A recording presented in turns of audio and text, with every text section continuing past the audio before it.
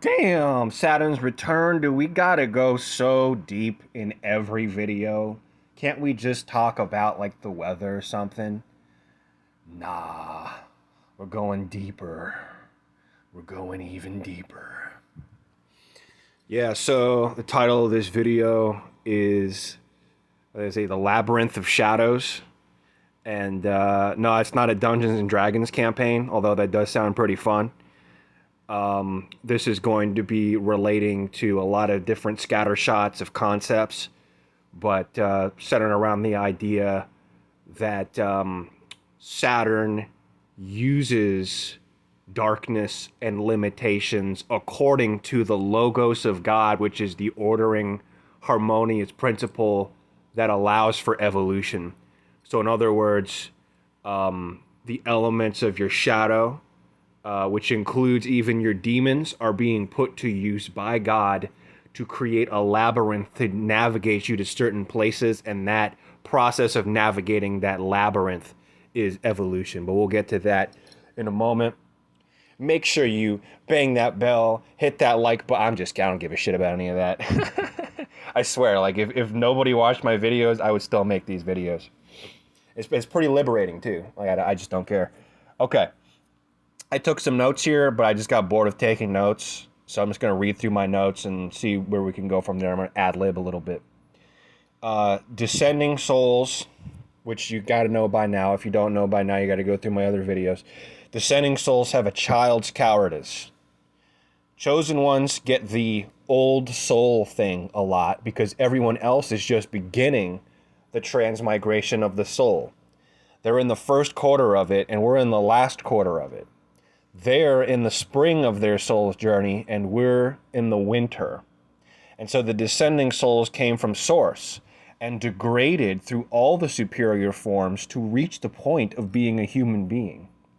Having been of a divine state, but not knowing where those habits came from, and easily losing them to the habits of the world.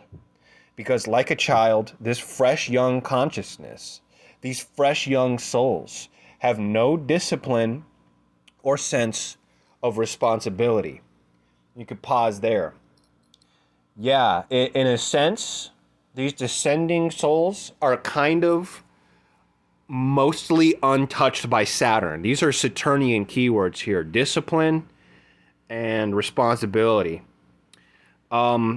Yeah, this is kind of what it's like is when you've rejoined this ocean of consciousness and you're so far removed from the journey through these lower realms, this transmigration of the soul, you were one with God, and then you have endeavored to come down here to relearn the meaning of what God is, because we can only understand things by contrast. We can only understand hot with cold.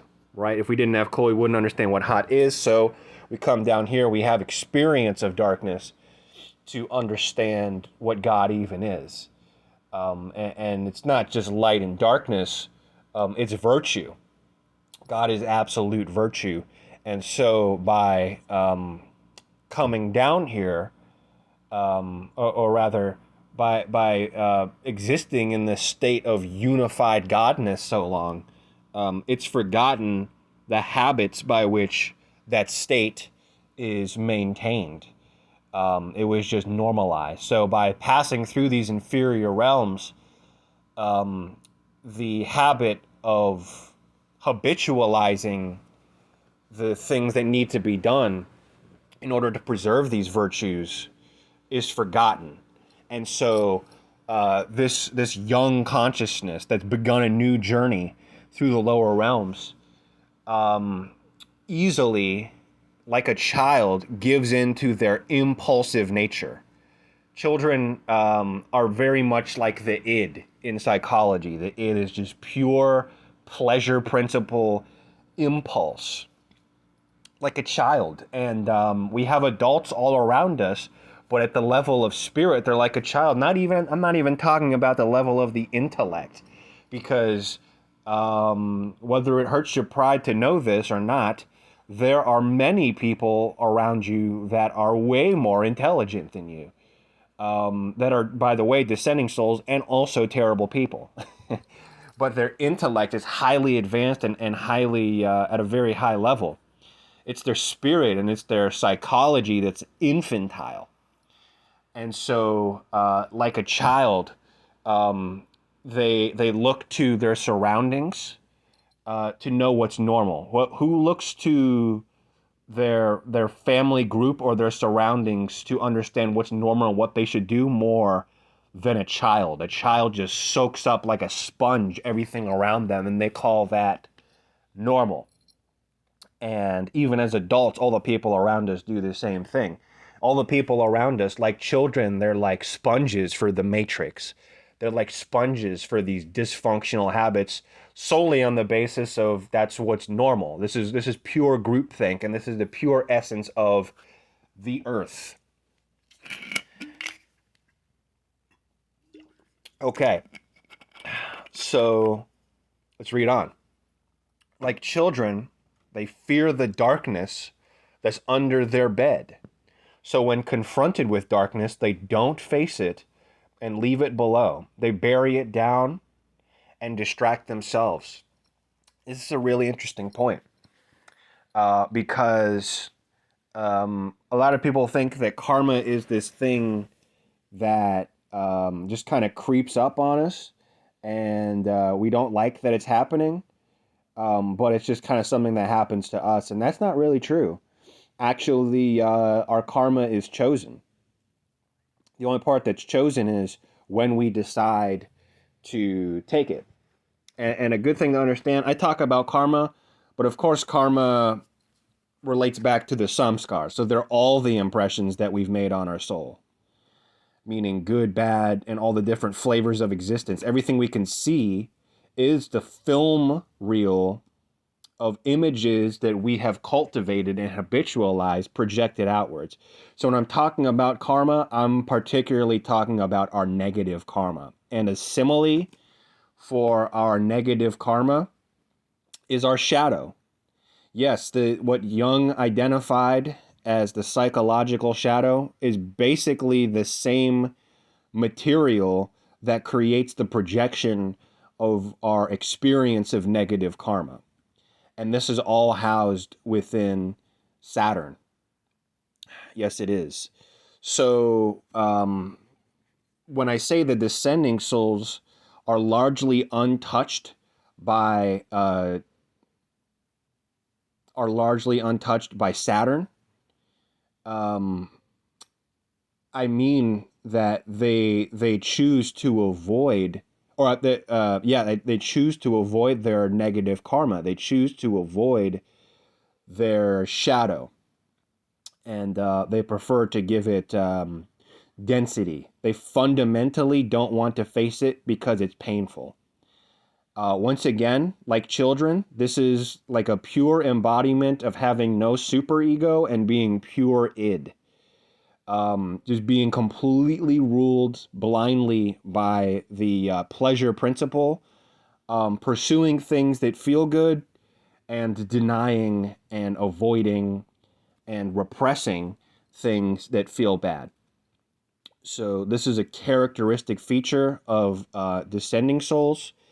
They reject Saturn, but they are introduced to Saturn, right? They are of course reintroduced to Saturn because there's a progression of increasing ignorance and forgetfulness in the descending souls, just like there's a progression of increasing remembrance in ascending souls, right? These are two sides of the same coin. Anytime you, as an ascending soul, as a chosen one, is having spiritual awakening and you're having downloads, at that exact same time, the descending souls around you are becoming more ignorant and forgetful in equal measure. So yeah, they are reintroduced. These descending souls are reintroduced to Saturn, and what's funny is these descending souls are extremely demonic because they're given over to a reprobate mind and they're given over to the world and worldly things. And of course, the angels of the earth are demons, right? This is even true amongst the Renaissance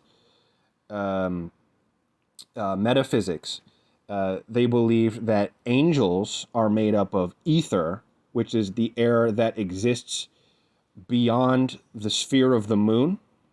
It's what's called the fifth element, the ether. It's just air that's beyond, that's heavenly and perfect, and a perfect balance of the four other elements.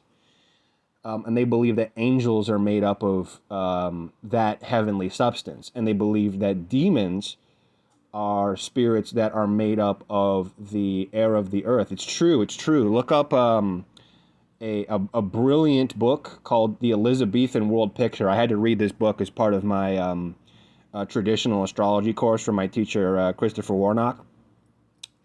But yeah, I mean, it's not done by an astrologer. It's done by a historian, an Oxford scholar, who actually wanted to do a work on Shakespeare, but he had to give context to the zeitgeist and belief system of the people of the Renaissance.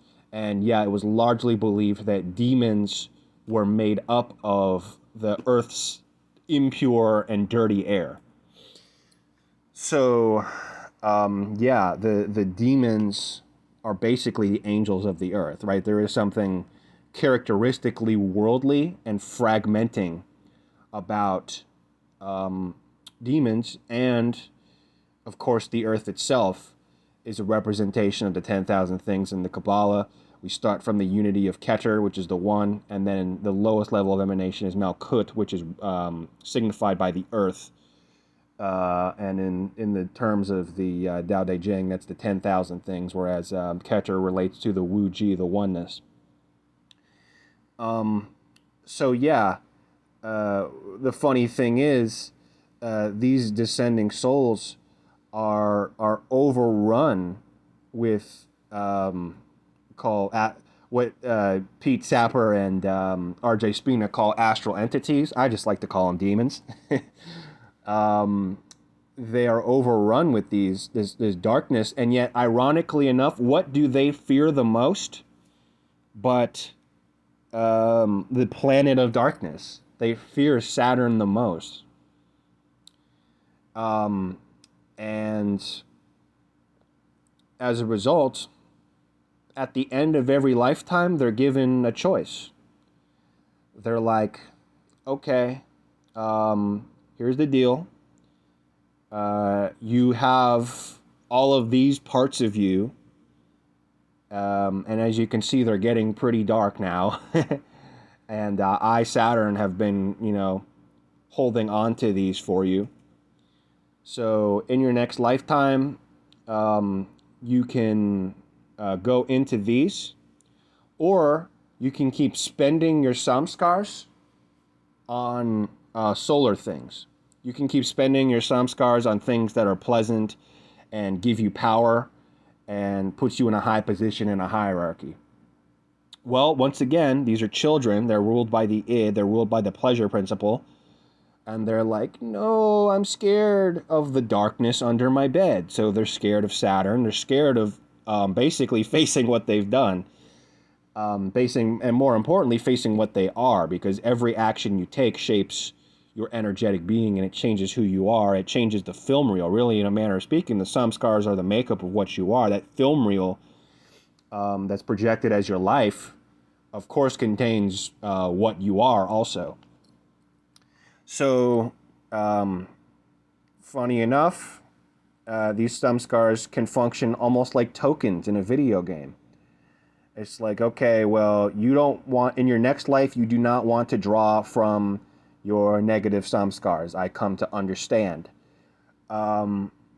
So you can use these remaining positive samskars that you have that come from the purity of divinity, come from source, and you can use those that are now positive and pleasant and enjoyable, that are solar, and you can spend those.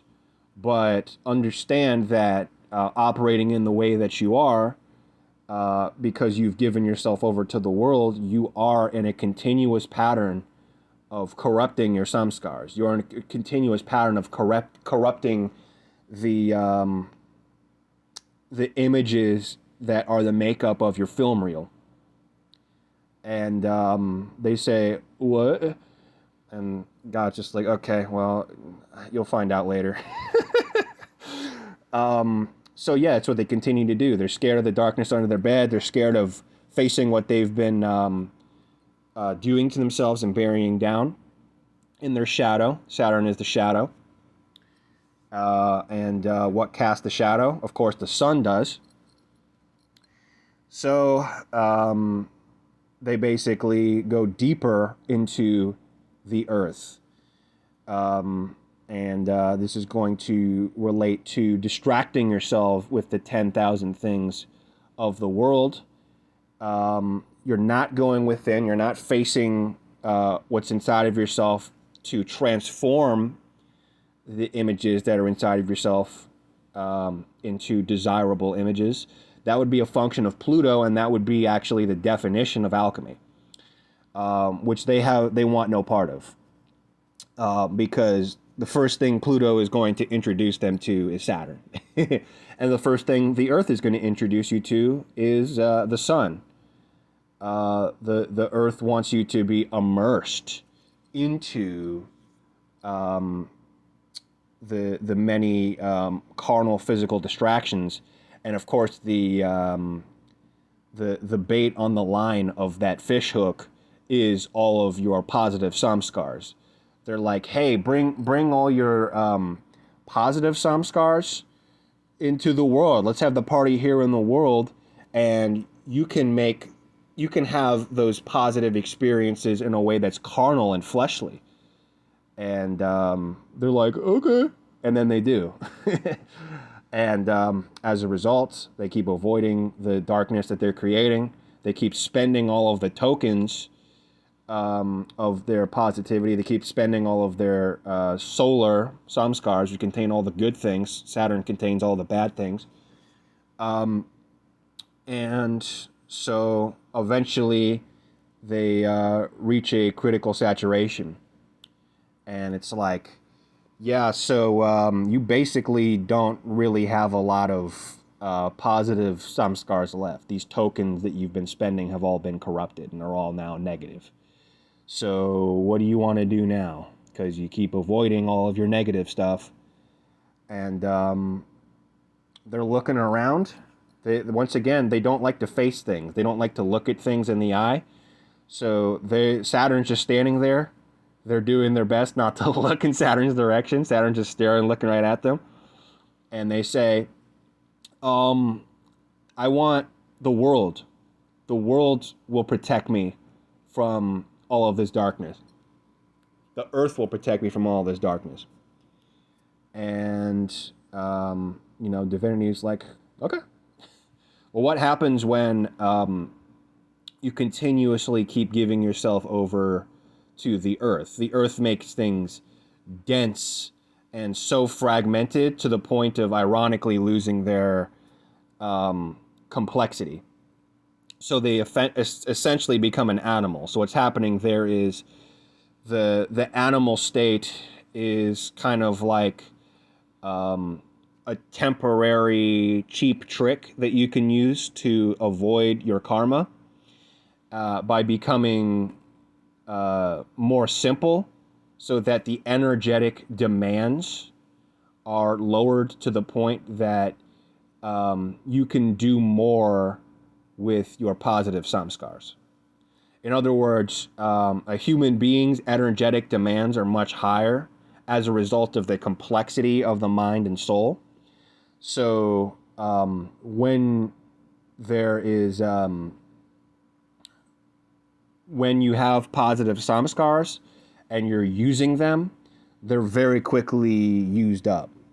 But by becoming basically simpler and dumber and more carnal and more worldly and focusing on the senses and things that you can feel and touch and sense, you slow down the process of having to face your karma a lot by becoming an animal.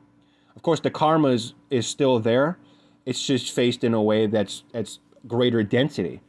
So, you don't really want to be an animal in nature. Nature kind of sucks really bad. Like there's so many tragedies in nature, but there's so much ignorance and lack of true inner awareness or insight that you can take your suffering in a way that you're so dumb that you can barely feel it. Basically numbs you out. It's kind of like an opiate. It's kind of like a drug.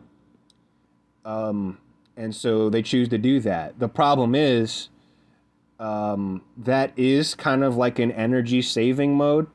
But anybody who has like a laptop with an energy saving mode or a phone with energy saving mode, you realize that your battery is almost dead. You're just in an energy saving mode. So eventually you reach like the bottom level of that 1%, and the earth can no longer support, it no longer has enough energy to support that state of quarantine, karmic quarantine, to protect you from your karma. So the earth has to let go. And that soul is like, what's going on? What's going on? Now the earth can't protect the soul from Pluto anymore. So Pluto is now forcing them, because there's no counterbalance of ignorance, to start going within. And at this point, the inevitable outcome happens of they are going within again, and they are facing their film reel again. Remember now that their film reel is now like full of corruptions. So in this way, they basically don't have a choice but to learn alchemy. Otherwise, they're just going to endure extreme amounts of suffering, meaninglessly. And yeah, that's basically what happens when you become an ascending soul. This is why it's so important to, like they are evildoers and we are God's perfect little angels. No, we're part of the same progression, meaning we are, as ascending souls, we're the adults because we were once the children, and they are the children. And so we are in a state of hangover. What did they do? They got drunk. They got drunk on the world over, innumerable amounts of lifetimes. And by the way, the funny thing is, most of their lifetimes, I'd say like 99.999% of their lifetimes were as animals, because that quarantine state of the earth has the ability to slow things down so much by going into this energy savings mode.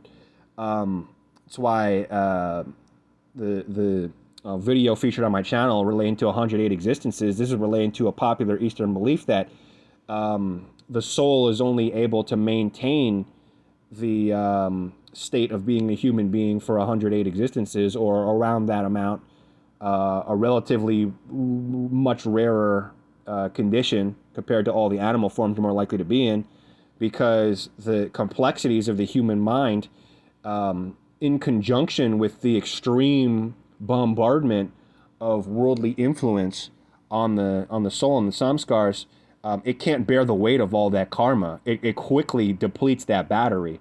So we go into energy savings mode as a human being actually pretty friggin' quickly. So you have 108 existences as a human being, and you have like billions of existences as animals. So yeah, they get drunk off the world, and then we deal with the hangover.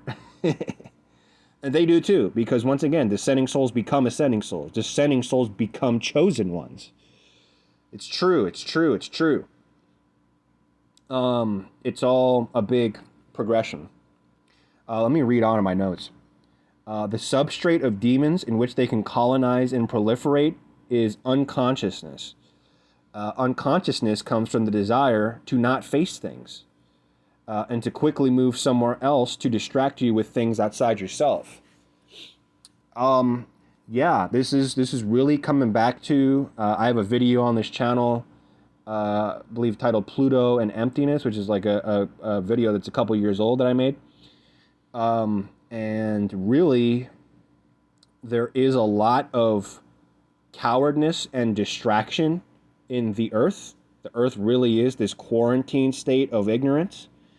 And not facing what's within, and distracting yourself with the things that are outside yourself that can be experienced with the five senses. And Pluto is the higher octave of Mars. Mars is all about confrontation.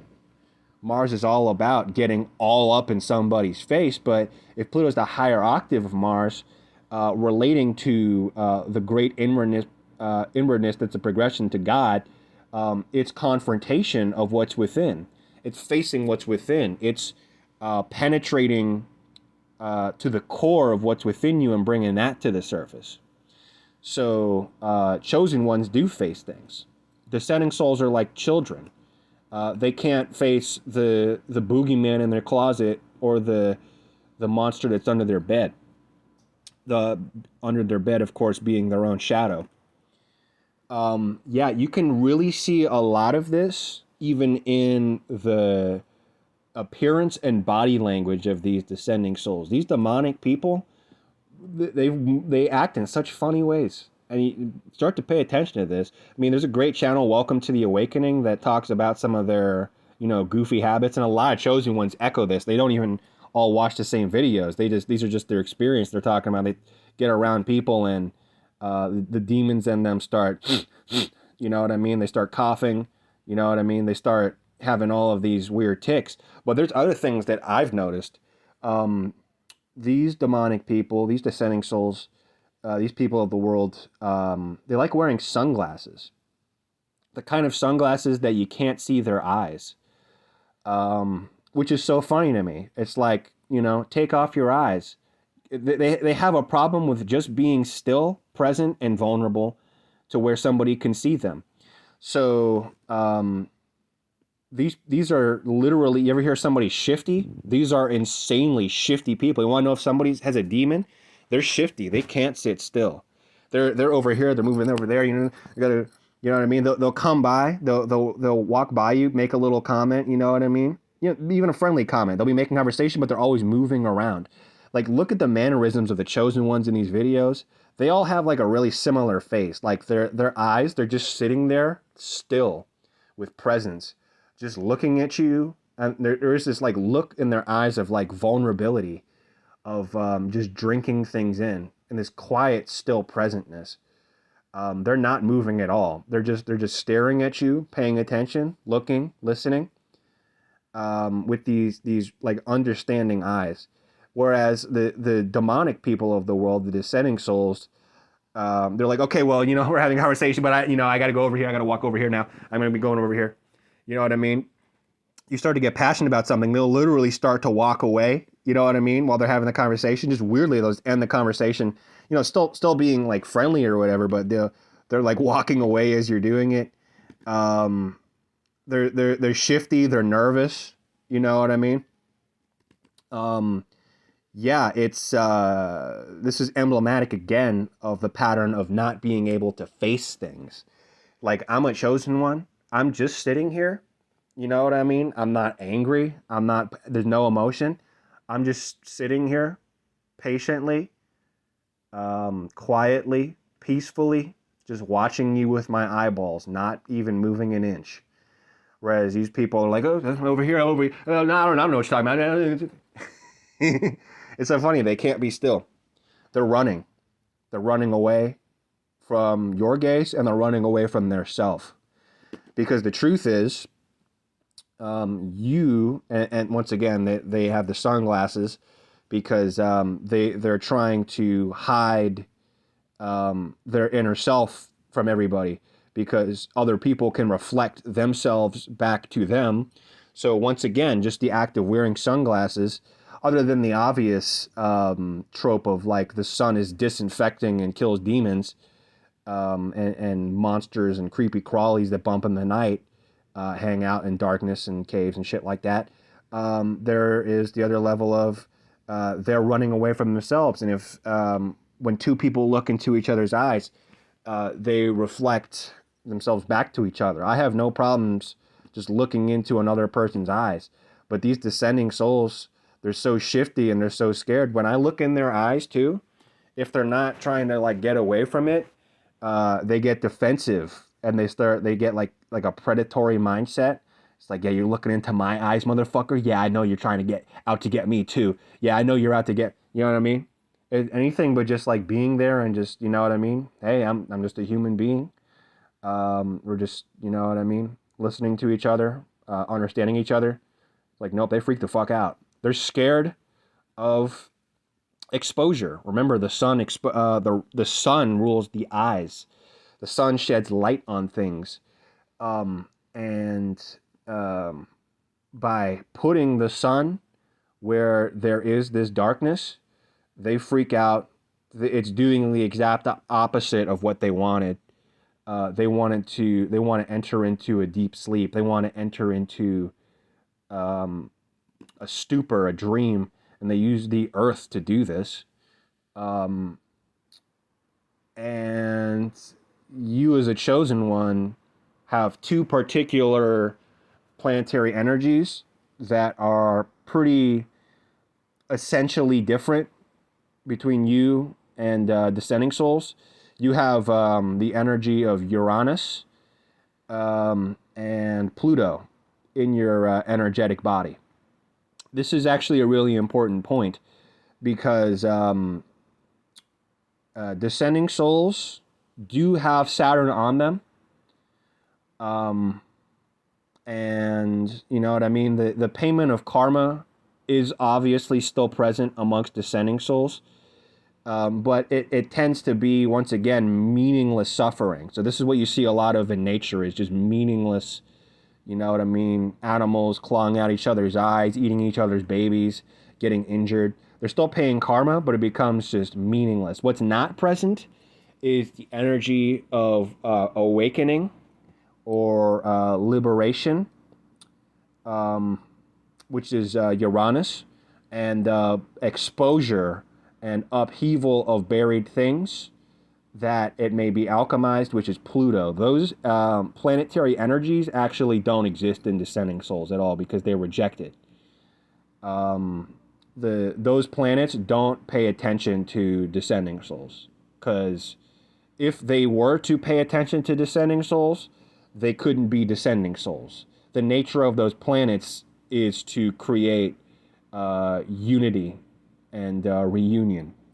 Uranus, Neptune, and Pluto. By nature, those are the planets that allow you to overcome the world and to rejoin God. So yeah, let me do another voice message or voice recording. Okay, check it out.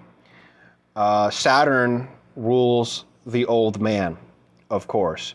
The moon and Saturn are actually opposite planets, as the moon rules Cancer, and Saturn exclusively rules Capricorn. And the moon is the planet that relates to children and new offspring, and Saturn relates to maturity and the old man.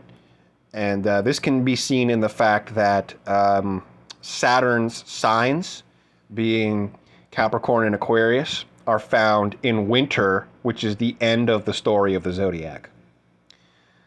And this is reflected also in the transmigration of the soul. Saturn doesn't have a lot of interest in descending souls because Saturn knows their predilections. They know that descending souls themselves want no part in Saturn either, because they are like children. They are in a sense lunar. They don't want to learn responsibility. They don't want to have discipline. They don't want to face the darkness of what they've created. They don't want to take responsibility for what they've created.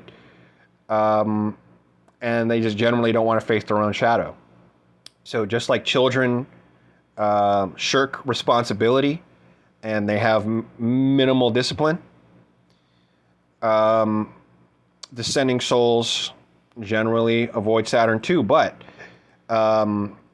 chosen ones, ascending souls, have Saturn's great attention, because it's actually Saturn, the lord of the boundary, that is most related to bringing us back to God. It's true. Saturn rules all negativity and unpleasantness.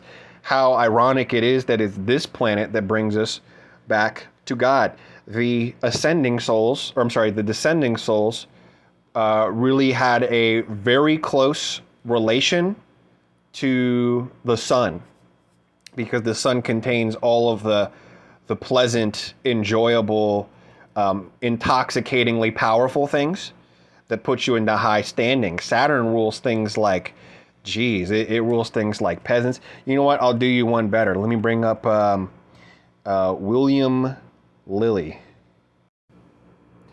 Yeah, and I'll read William Lilly's Christian Astrology here in a moment. But yeah, the point I was making is that we are basically in the winter of the soul as chosen ones, ascending souls. We are experiencing a hangover spiritually. We have spent all of our samskars as descending souls, making the mistake of giving into worldliness in our past lifetimes. And we have spent all of our samskars like tokens, and they're all corrupted. So we're dealing with the hangover of that.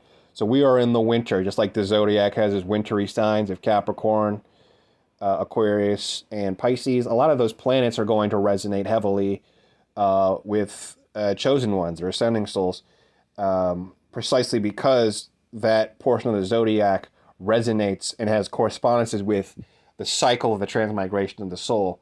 We are in the last quarter, let's say, of the journey of the soul, having come down and experienced Earth, and on our way back to returning our way to God. The planets that rule Capricorn is Aquarius and Pisces is Saturn, ruling Capricorn, Saturn and Uranus, ruling Aquarius, and then Neptune really being the supreme ruler of Pisces. Let's read about Saturn according to William Lilly. This is a really comprehensive description. Saturn is a cold and dry planet, being far removed from the heat of the sun and moist vapors. It's a melancholic planet, earthy, masculine, the greater in fortune, which we now today call malefic, the greater malefic, author of solitariness and malevolent. When well dignified, which is to say in the signs of Aquarius, Capricorn, or Libra, then he is profound in imagination, in his acts severe, in words reserved, in speaking and giving very spare, in labor patient, in arguing or disputing grave, in obtaining the goods of this life studious and solicitous, in all manner of actions austere.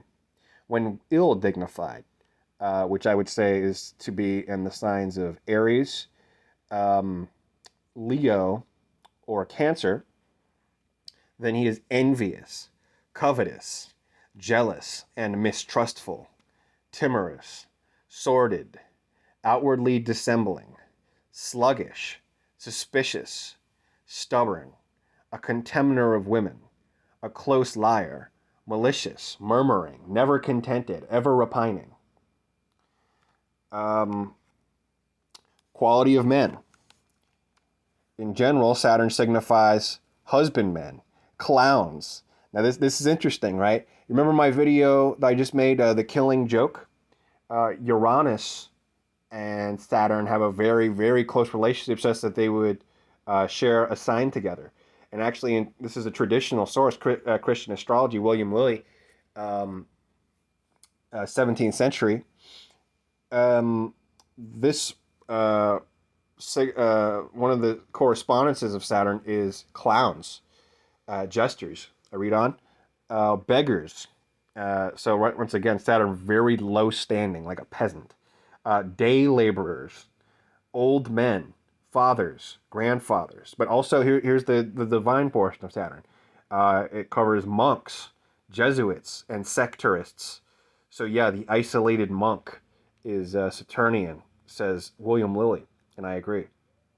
Professions, couriers, night farmers, miners underground, tinners, potters, broommen, plumbers, brickmakers, mousters, chimney sweeps, bearers of dead corpse, scavengers, hostlers, carters, gardeners, ditchers, dyers of black cloth, herdsmen, shepherds, or cow keepers.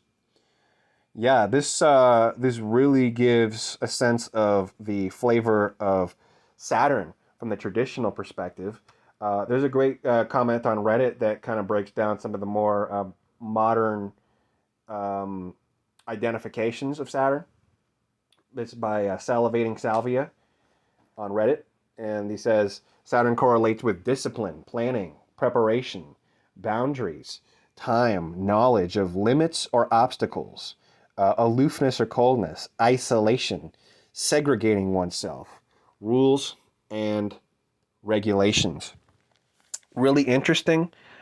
Saturn has its planetary joy in the 12th house, which relates to prisons and also illnesses. But I think that a really big part of Saturn's resonance with the 12th house is prisons, because Saturn really creates these structures in which it builds up walls that you can't get over. Right? It's really what it does. Saturn says no. Saturn is the divine no. It relates to contraction, it relates to subtraction, it relates to loss. But more than anything, Saturn says, no, you can't go there. So it puts up a wall. And this is the same wall that descending souls keep putting up bricks in that wall through their actions, through building and repressing their shadow.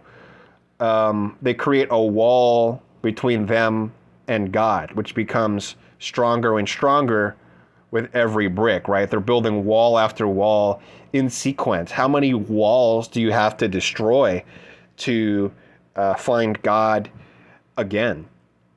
And really, the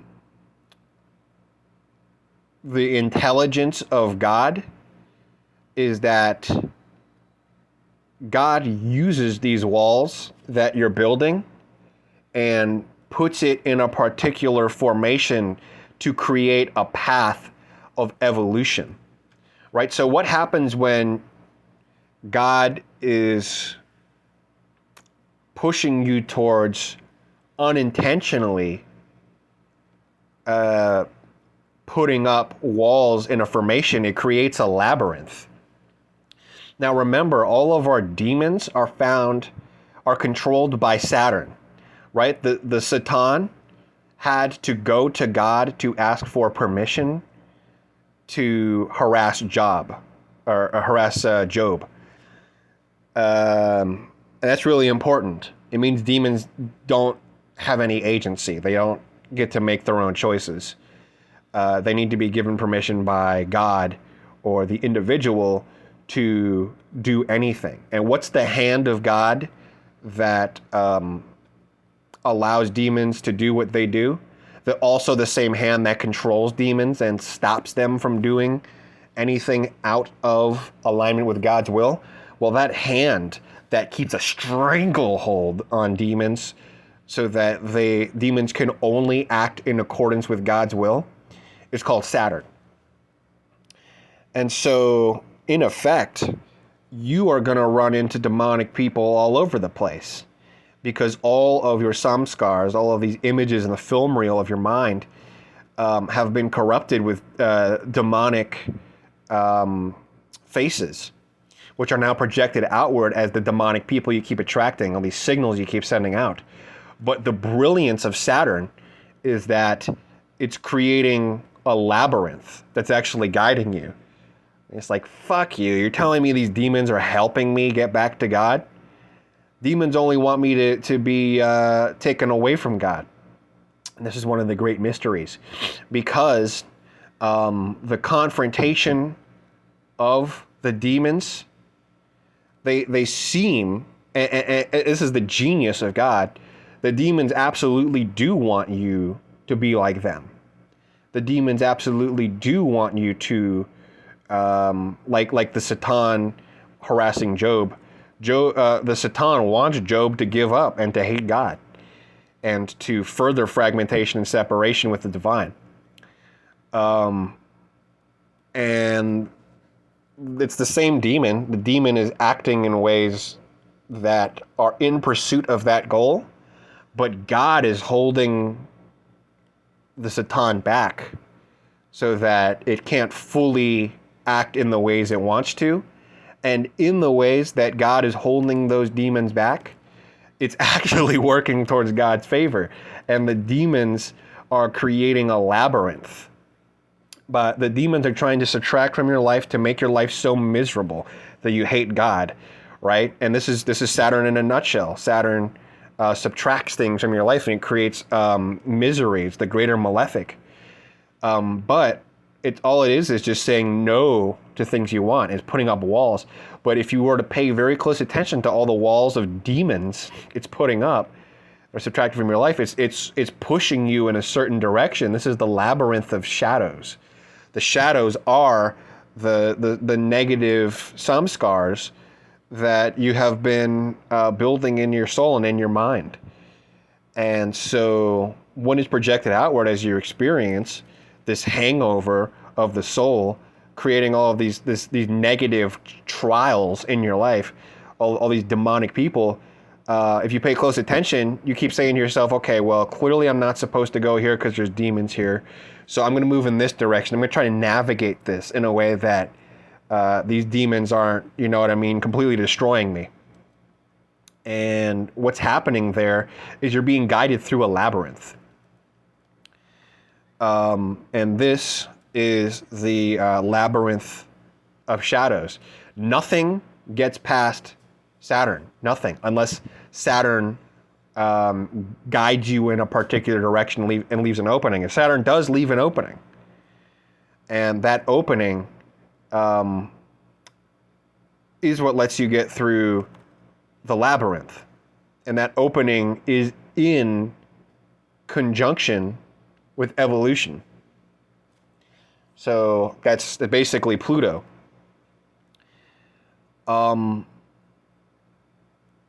Yeah. So let me do another voice recording.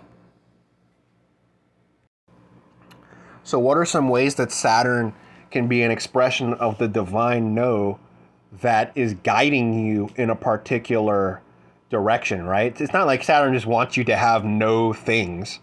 It's subservient to God's will, which is the logos spermatikos. Let me read this. Stoic philosophy began with Zeno of Citium in 300 BC, in which the logos was the active reasoning pervading and animating the universe. It was conceived as material and is usually identified with God or nature. The Stoics also referred to the seminal logos, which is the logos spermatikos, or the law of generation in the universe, which was the principle of the active reason working in inanimate matter. Humans, too, each possess a portion of the divine logos. Yeah, the Stoics took all activity to imply a logos, or spiritual principle, as the operative principle of the world. The logos was anima mundi to them, which is the soul of the world, a concept which later influenced Philo of Alexandria, although he derived the contents of the term from Plato. Yeah, this is really important because the logos spermatikos, you know, those two parts, spermatikos, the sperm, implies generation and creation, which is what God's all about. And the logos implies the harmonious order that comes with it. So really this principle of no really begins with the beginning of God. God carving out of the primordial void only the possibilities that are perfect and evolutionary. In other words, if you are developing a command prompt, right? You're developing a system of code and a command prompt to create software. You'll find that only a very small number of lines of code you can create outcomes that are harmonious, right? That can create coherent software. Most strings of text that you can put into a command prompt lead to no results, meaning it's absurd and it would just crash everything. Absurd meaning it has no meaning and it's so dysfunctional and self-defeating and nonsensical that it couldn't even exist in the first place. So this is the fine-tuning of the universe.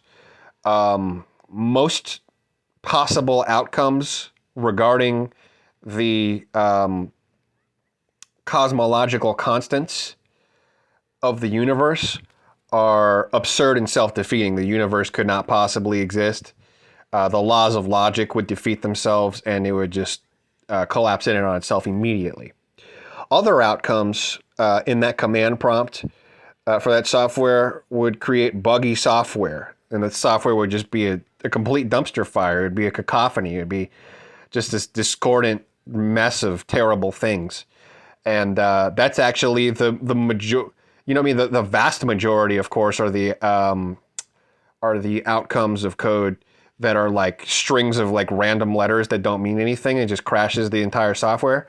But a greater majority would be the possible inputs of that software that would just create a buggy mess that really sucks bad. It's only a very extremely small minority of possible inputs into that software that creates the perfect desired outcome of the software.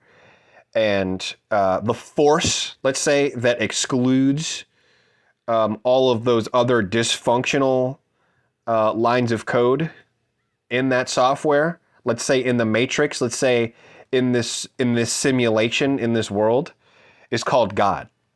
So God is the logos spermatikos. God is the force that fights off this primordial chaos that would lead to absurd self-defeating outcomes. And this is why if certain cosmological constants of the universe, gravitational constants, you know what I mean? All this elaborate fine-tuning was off by even 0.000000001%. It would either be completely discordant, the universe, a complete chaotic dumpster fire, or it would just, the laws of logic and the fine-tuning of the universe would be so dysfunctional that it would just collapse in on itself. It wouldn't even exist. The universe would be unstable. It would collapse in on itself. God's logos is present in the fine-tuning of the universe. God's logos is present in astrology, which is an extremely harmonious, highly organized way in which the planets affect the outcomes of the things on Earth. In an extremely balanced and organized, symmetrical way.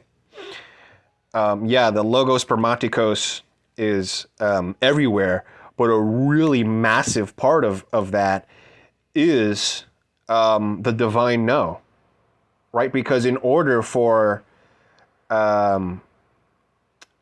to even have that software, we need to be able to say no to all those other inputs, right? If we were just allowing all of the various inputs into that command prompt, it would crash. It would crash. And for every one coherent line of code, you would have a billion lines that just create a discordant mess and an incalculable number, an infinite amount of inputs that would just, it would be gibberish. It would crash the software. So first we need to have that divine no, and that's what Saturn is. Saturn puts up that wall. Nothing gets by Saturn. Nothing gets by Saturn. You think, can't we just go through Jesus Christ and forgive away all of our sins and all of our karma so we don't have to face it? Well, Saturn says, no, it's not going to happen. Sorry, nothing gets by Saturn. Only perfected things get by Saturn. Saturn only leaves openings towards the evolution back to a perfect nature. Yes.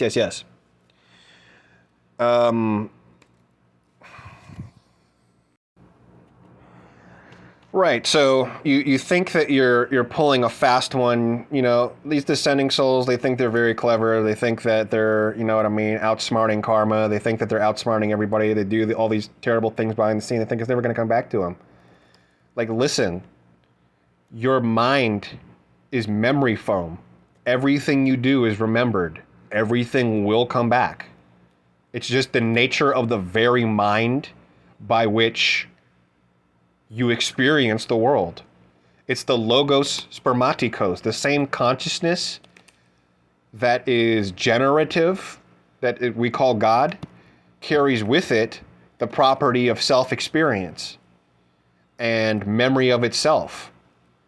That's the entire point of all of this, is it wants to create experiences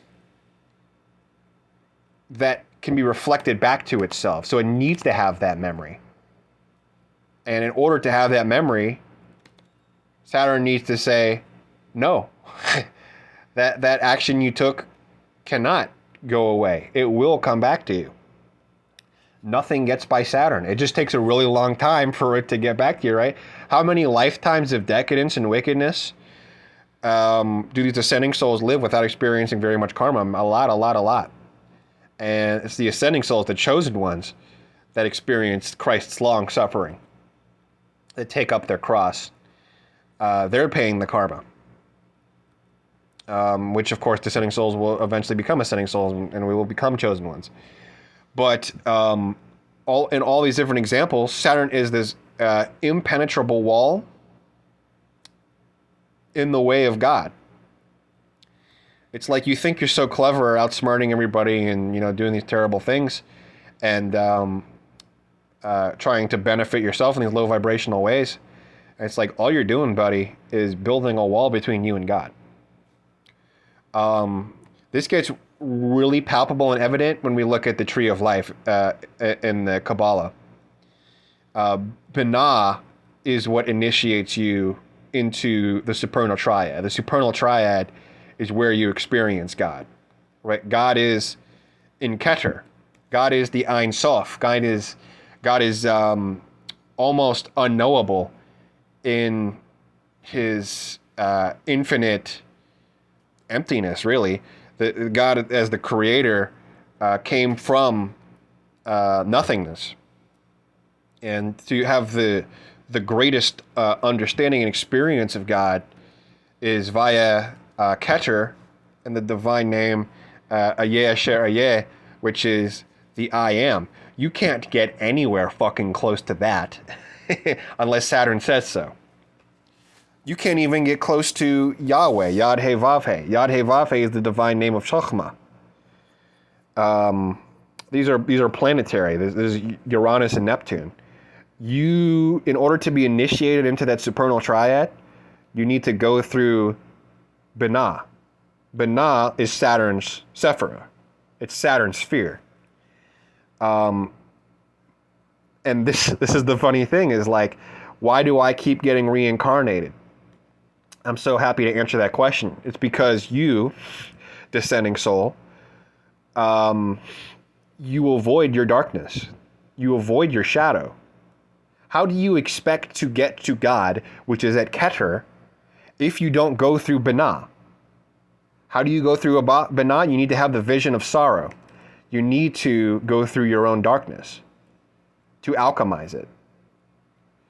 They don't want to do that. They say, no, I want the pleasant stuff. So they call the sun God. They call all the pleasant. They say God's all the positive, enjoyable things in the world. I want more of that. Saturn is Satan. It's the darkness, the unpleasant things. Yeah, see? It's hurting me. Saturn is hurting me. It's got to be Satan. It's got to be obsessed with causing my downfall. It's like so misguided, so misguided. Saturn is what would initiate you into God. And it begins with the renunciation of worldly things. Saturn subtracts from worldliness. If you want worldly things, Saturn is a terrible ally. Because Saturn just loves taking things away from you. Saturn's favorite word is no. And Mars' favorite word is nuh-uh, but Saturn's favorite word is no. So this is why you keep getting reincarnated. Say, I don't want to experience all the darkness I created. I don't want to have the vision of sorrow. I don't want to go through this darkness. It scares me. The monster under the bed scares me. I've been feeding the monster under the bed. It's in your shadow. It's in your unconscious. And so I want to go back to the sun, and I want to go back to Earth. The Earth and the sun and the moon. They're so friendly and life-giving. Like, okay, you can go back. Reincarnation. There you go. But if you want to have the experience of God, have the experience of the unified ocean of consciousness that combines all as one, the I am, the Ayeh Asher Ayeh, you have to go through Binah. You have to go through that darkness. And then you have to go through Uranus. And that's, like I said, the basically have to go through the layer of the gestures of absurdity. Right? That's like, that would take 5 videos long to explain all that shit. But yeah, it's a really important point. There is a boundary separating you from God. And there is a boundary separating you from the outer planets. What's stopping descending souls from experiencing the outer planets? It's Saturn. Saturn says, no, if you are to descend to experience duality, Saturn is the planet that is of original duality. Original duality is Chokhmah and Binah, and Binah is critically essential to maintaining duality by severing with the sickle of Cronus into separate parts, and to create the wall, the boundary, the form, to create time, to create the separations that allow God to experience itself through separation and fragmentation. It needs to be via these walls. You, listener, are your own person. I am a different person. There is a wall between us. Clearly, we're not of the same consciousness. Well, really we are, but if you're wondering why it seems like I am a person and you may have opinions about me, and you are a person, I may have opinions about you as separate people, it's because of Saturn creating walls between us. Yeah, I'm sniffing my nose. It's not because I did cocaine before these videos. I just talk really fast. So yeah, that's a really critical understanding of Saturn. Saturn is the lord of the boundary. Saturn is the lord of the obstacle. Saturn says no. Saturn creates these divisions and separations, these walls between everything. It's the people build up these walls between themselves and God by feeding the darkness inside of them and creating these walls of lead rather than transmuting the lead. They're not doing alchemy. Saturn rules lead, of course. Saturn is the wall that separates you from the deep knowledge of God. Unless you work with Saturn in an alchemical way, in that case, Da'at and Binah, which are the darkest spheres, the dark night of the soul, they give you access to the supernal triad, which is where God is found. So, yeah, confronting your shadow allows you to tear down those walls between you and God to access these higher spheres, the Chokhmah and the Keter, giving you access to the Ein Sof where God is found. So yeah, that's a wall there. And chosen ones are brave because you may not know this or not, but you have chosen to go through this wall. You have chosen to go through this sphere of darkness, this vision of sorrow, all this pain. You boldly face your own shadow. You boldly face your own karma, your own samskars, to learn to alchemize them, to face the lead that you've created, the darkness that you've created. And you pass through your own shadow to get back to God, the real God. Not God is, that man in the clouds up there gives me really nice positive things. But that mean bad guy down there who's a bad guy, who's a dark person, Yeah. Um, that's Satan, bad guy. Don't pay attention to that. Keep focusing. Keep praising and say, praise the sun. Keep praising the sun. Oh, Jesus, you're the light of the world. You're so good. You're so great. You're so awesome. Can you please give me some more cool things and nice things? That's how most people approach spirituality. It's not very good. Yeah, it's actually through Saturn that we get access to Uranus, and then through Uranus that we get access to Neptune. Translated, Binah pulls us to Shachma. This is classic Kabbalah. Is in order to give intelligibility and understanding to Chachma, it has to be through Binah. In other words, in order to understand Uranus, it has to be through Saturn, which is why Uranus rules and exists in a house that's Saturn's house, which is Aquarius. Aquarius is a cohabitation of Saturn and Uranus. In order to understand Uranus, it has to be through the vehicle of Saturn. Yeah, I think I covered a lot there. I think we'll call this a video. Well, actually, I'll touch on one more thing.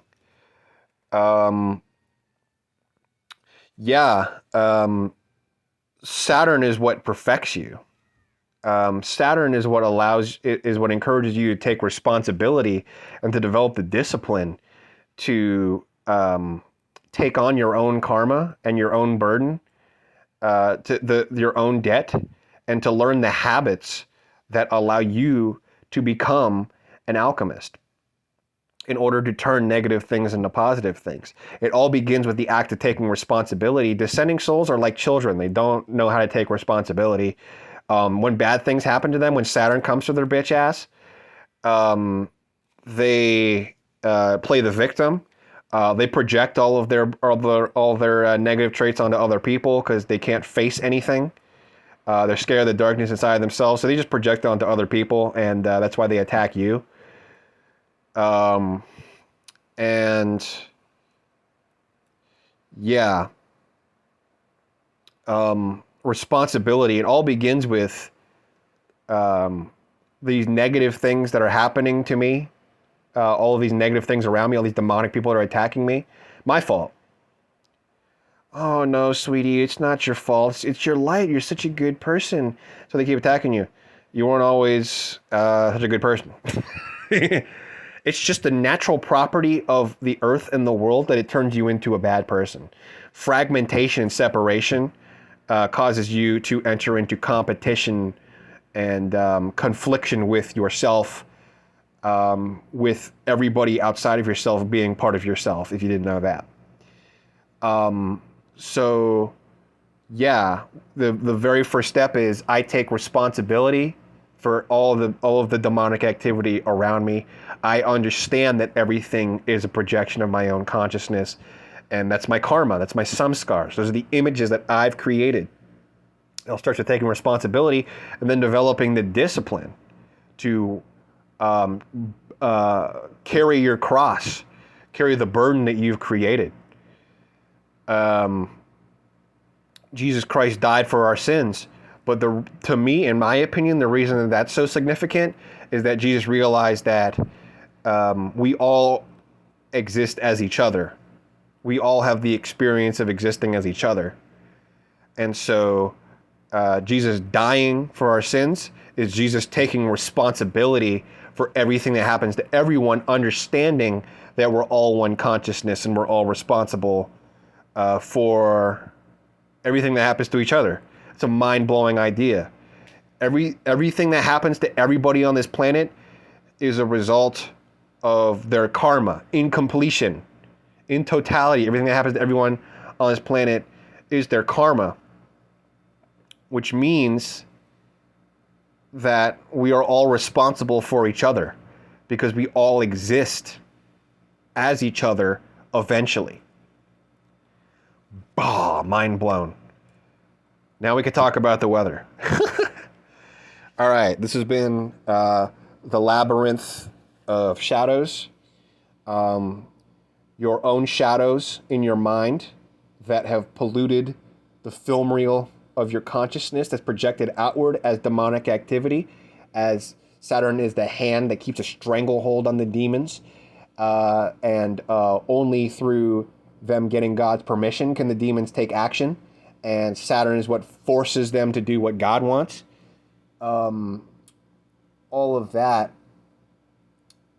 process of God making demons do what God wants by subtracting from your experience in the world through creating negative experiences, that creates the labyrinth of shadows, which guides you to evolution back to God. At the end of that labyrinth is God.